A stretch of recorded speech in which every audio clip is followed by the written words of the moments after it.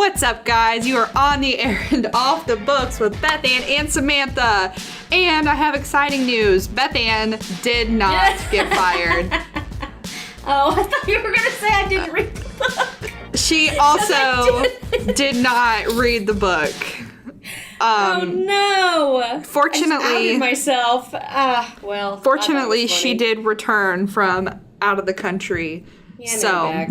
Cheers. That's great. That's great news. We did not have to replace her with Ben. Nobody got the joke. Yeah, nope, nobody got the joke. Everybody took us 100% serious, so we are so sorry for causing... Thanks for loving me, though. ...mass destruction. I appreciate you. You know? Yeah. This really shows you, like... I think I got, like, 5 messages from, like, staff members. What's going on? I know. And it was so dumb. I should have just, like, played into it and been like, yeah, she got fired. Man, you just wouldn't believe. She went out of the country, and they were like, you know what? We're just going to fire her. Bye. So, yeah, that's great. Today, I am going to be talking about Never Lie by Frieda McFadden. Which is the book we're supposed to be talking about? Yes. Sorry. And Bethann is probably going to be talking about something else. Yeah. Sorry. Again. What are you talking about? What are you reading? Let me I have to pull it up because I don't know. She has Never Lie up on her Kindle like an imposter. I am an imposter. She's on 0%. I am on 2%. Okay. She's in the prologue. Adrian, everybody lies. That's as far as I am. And that is all you need to know. And that's all you need to know. Pick it up. I am going to read it. I've got it checked out. It's not actually very... Oh, crap. We know that you guys missed a month of chaos from us. You did. I mean, welcome back. Here we are. I have a couple horror books. I'm in my Summerween right now. Your Summerween? Yeah, that's going to be the next episode, I think. You're a summer weenie. I'm a summer weenie. Listen, I'm going to talk about Pinata by, I think it's Leopoldo Gout. I'm probably mispronouncing that. I apologize. Leopoldo. It's actually, I don't know if he's Hispanic. I'm not sure. I'm not going to say because I don't want to be offensive to anyone. But the book is about, it takes place in Mexico.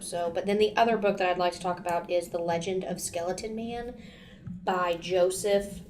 Oh, these last names, you guys. Bruchac? Bruchac.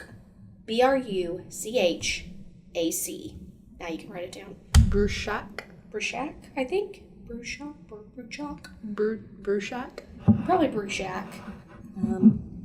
I don't know. So, okay, Never Lie. Never Lie. Okay, so if you've read any Frieda McFadden books, you know kind of how her books go. They're, easy thrillers, pretty short, super fast to get through.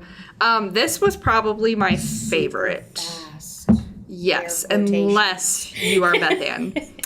This was probably my favorite, I would say, out of all of her books. I think I've read like 6 or 7. Goodness. She'd be busting these books out, though. Okay, Frieda? Listen. Yes, she does. She releases like 2 a year, I think, or something like that. It's crazy. So, okay, Never Lie. Let me just read you this little description.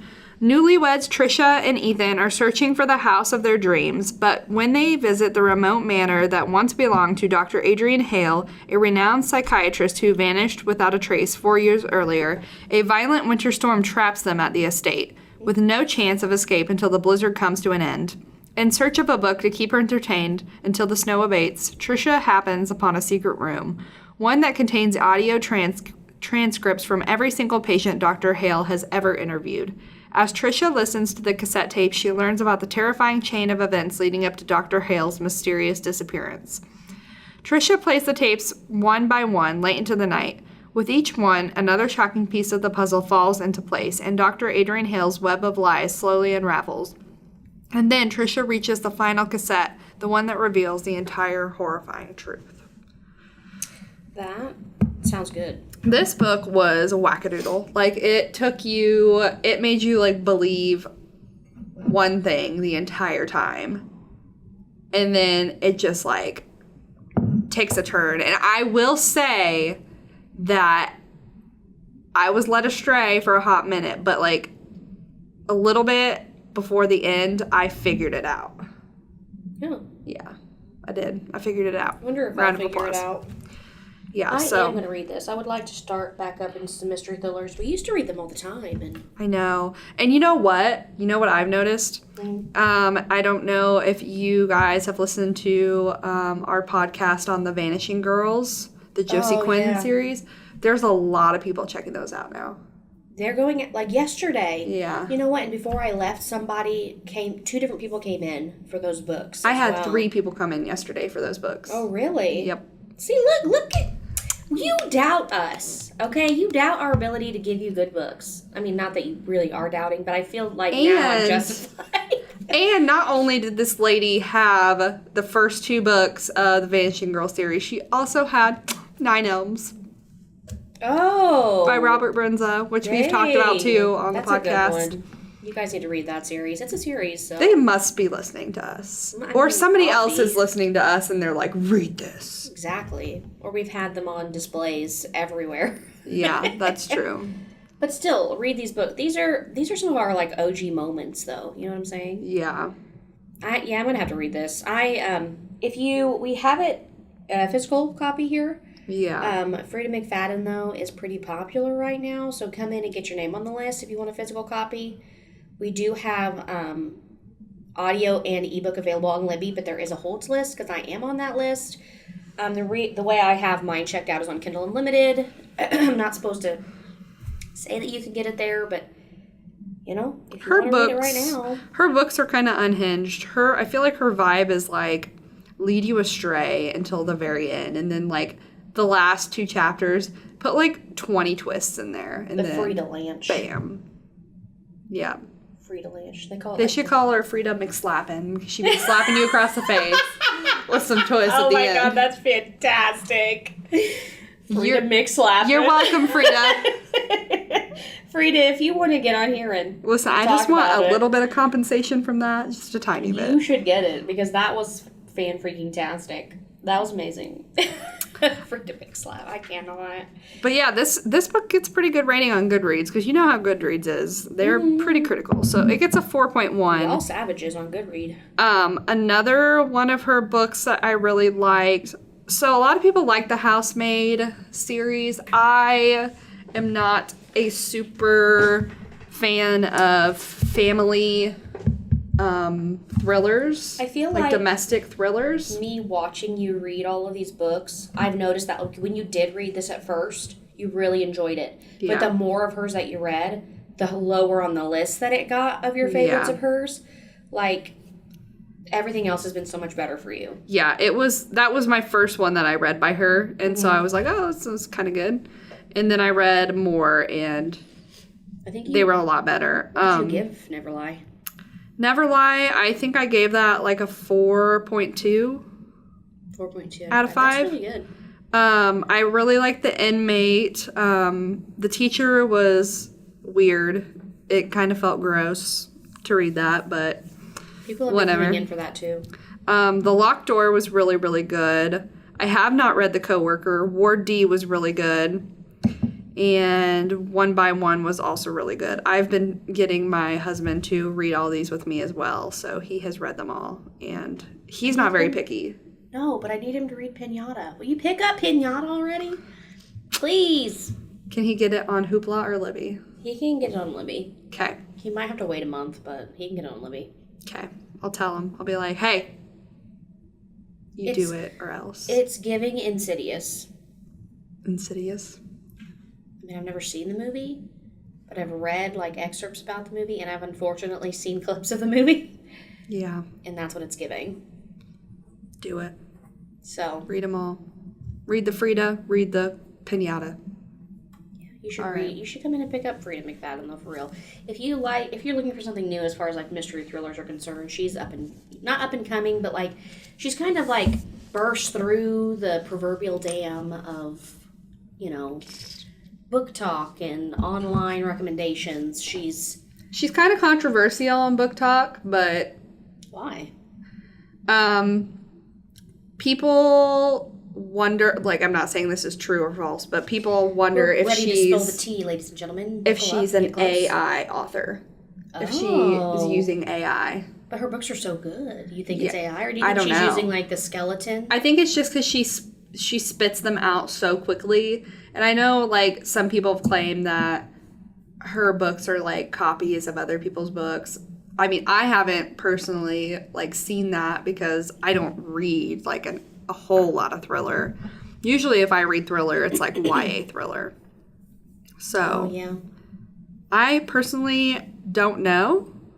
Maybe you do. But me does not know. Interesting. That's just the tea. The tea. We need That's to, like, the Booktok Tea. Yeah. Yeah, we need, like, a little mini series called the Booktok Tea. Oh, that would be so good. Oh, genius. Oh, another thing for us to do. Copyright. Yes, we copyright that. Copyright. Nobody I don't know can how have that it. works. Whatever you say. TM that. TM. What does that mean? Trademark. Trademark. I don't know. Listen. Yeah, so the Booktok Tea. I'm not on TikTok, so I get all of the, like, everything late on Instagram. Booktok has, like, just Changed the killed game. my bank account. It's changed the game for fantasy. I'm telling you right now. It has. Fantasy, when people say fantasy now, they don't think of Lord of the Rings anymore. They think of They mean Avatar. romantasy. They mean romantasy. And it has literally changed. I will say that there are Fantasy. a lot of people that really, really love Red Rising. Oh, gosh. I started it. Is it good? It is so good, and it is so freaking sad already. I want to read it. I read it. occasionally watch this podcast called I'll Read What She's Reading, or What She's Reading podcast.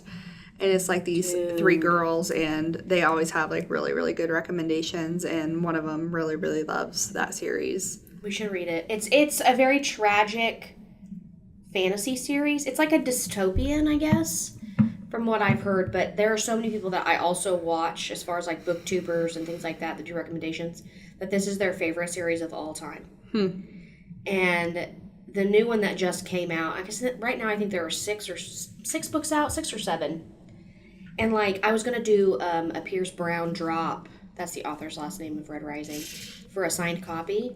It was out in under a minute. I couldn't even get it. That's crazy. They had to shut it off because they were just going to do open, like, signings or whatever and just do the amount that was ordered. But there were so many orders in under a minute, they had to shut it off. And I was like, dang it! Better luck next time. Dude, I think we should read it. We got to read that, and then Justin suggested that we read The Magicians. Yes, I just ordered that, and my book didn't come in yesterday. It was stitch markers for my crochet project, and I was very sad. He said that I would really like it, so hopefully you would really like it. I've started watching the show. I'm like 3 episodes in, and I really like the show so far. The main character is a little weird, quirky, whatever you... Just kind of, not your normal main character. Another idea. We should go around and have people, like our coworkers, recommend us a book to read for the podcast. Yes. Read that book. And then when they tell us nonfiction, we'll say no. Suggest us another one. I mean, we can give them... We'll ask them to recommend us a book, so that they're recommending us a book based off of, like, what they would think we would like, not just what they like. Okay. Do like a recommend what you think we would like series. Yes, but we'll call it B&S. something else. Yeah. Write those things down. Yeah. We'll write those. Put it in our memory bank. Booktok, the Booktok Tea, and coworkers recommend. Okay, so we can call it spilling the tea. Yee. Yeah. Amazing. Perfect. It was so good. I don't know what to say. That was so good. We don't have to think of anything else. It's fantastic. Okay, so the first book that I finished when I got back from my trip was The Legend of the Skeleton Man. And this I read as an audiobook on Libby. And it's actually, which I didn't realize, but it's actually like a real legend. And it's like, I guess folklore is what you would say, technically. But she is, an Indian from, I can't pronounce the tribe's name. I'm very, very sorry. It starts with a W. But it's about her family telling her these stories of their culture. And one day her parents go missing. And then she gets taken in by this man.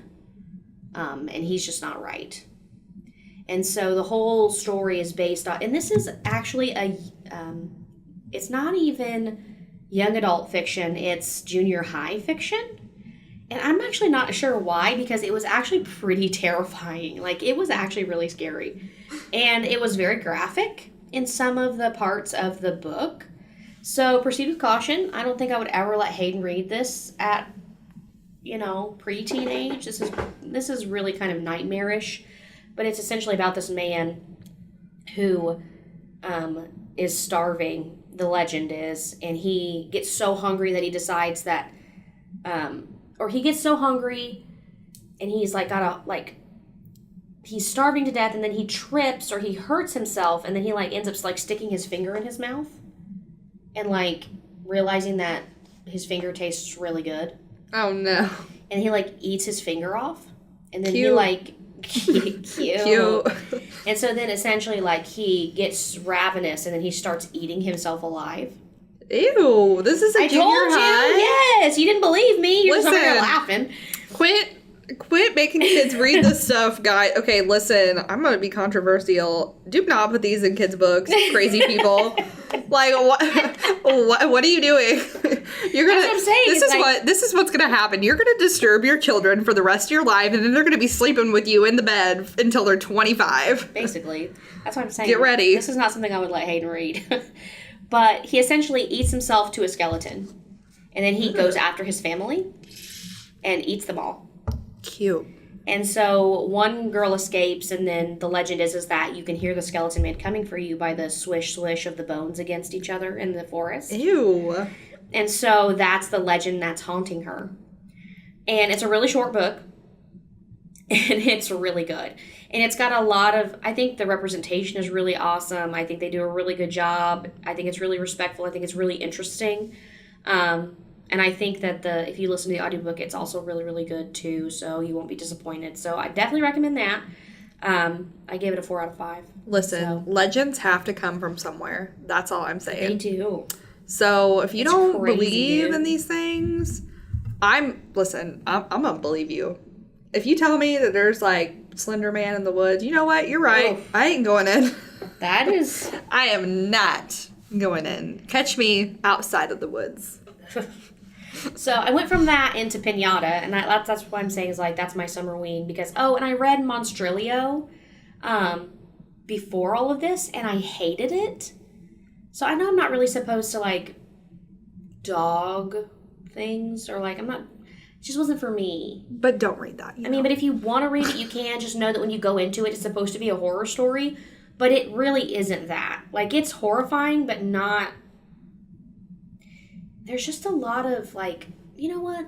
I really detest it when, authors go in and do body horror and stuff like that, but then there's not really a point to it. I want there to be some kind of reason that there's body horror, some kind of, thing I get out of it. Mm-hmm. There's a lot of body horror in that. I don't know. Proceed with caution, and it's very explicit. It's very odd, and the end was not in any way gratifying, so read that if you want. And then Pinata by Leopoldo Gout.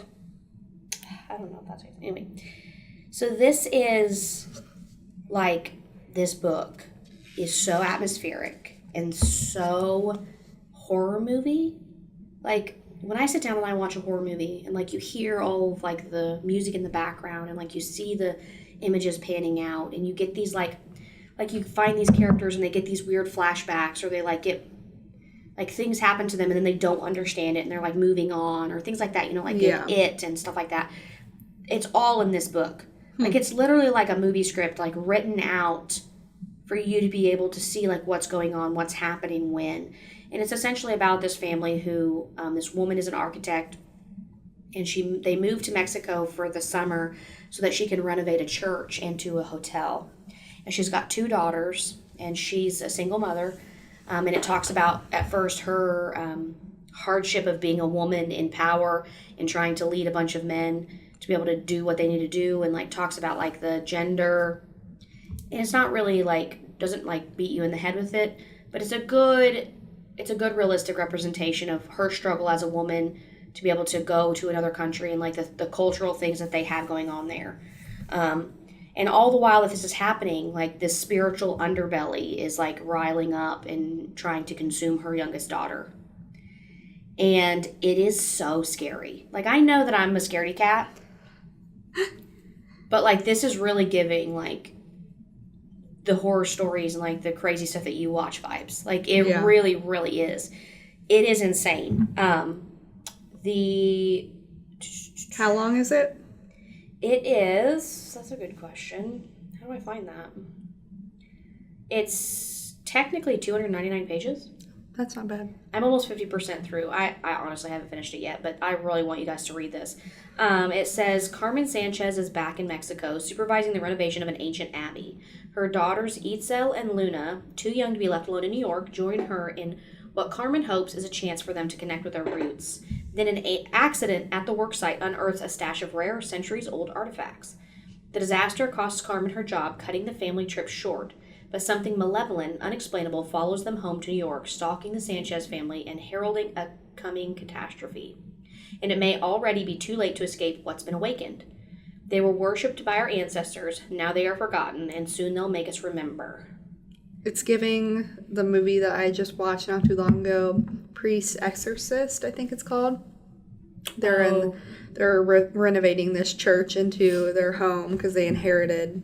Why would you do that? Scary. Like, that's just like an old chose old church. Like, you wanted that to happen. Yeah, and then like I think the son stumbles upon something in the basement and it like cracks open this like he's evil too spirit. Pure to be able to be alone with this, and it takes over. It takes over his body. That's what the premise is and stuff like that for this. Yeah, it's just such good horror vibes. Like, if you don't like things like that, stray away from this one, because this one is definitely like your stereotypical like. Is it possession horror or like monster horror? I think it's both. Okay. I think it's both, and I'm not quite sure. So if that's not something that you really want to read, I'm not sure how far I'm going to be able to get into it, because it's not my favorite really either, because that's kind of toeing the line. But I'm interested to see, because like the prologue was so good. So good. So pick it up, read it. I think you'll like it if you're in your Summerween too, if you're ready for fall like Samantha is. I am. It's fall season. Yeah. It's not, but it is in my head. Yeah. Get your pumpkin spice out, guys. Yes. We're going to do Summerween next episode. Yes. And we're going to read The Sundown Motel, and I've already started it. I'm just in it to win it, man. Is it good? Is it so good? It is so good. I like it. It's different than this one that I'm reading. It's not the same as Pinata, but it is a good ghost story, I think. Okay. And it's also mystery thriller. Nice. So it's a little bit of all of it. It was one of our Howard County Read selections at one point, and people give it a lot of good ratings. The Sundown Motel by Simone St. James. Yeah, Simone St. James. So pick that one up and have it read by the time we read it. Yeah. And then you can be caught up. You know, we're just giving you some options, you know what I mean? We gave you like 54 great options. So that you can read too, you know what I mean? Come check them out in the library. Download them from Libby, Hoopla. Just read them. Tell us what you think about them.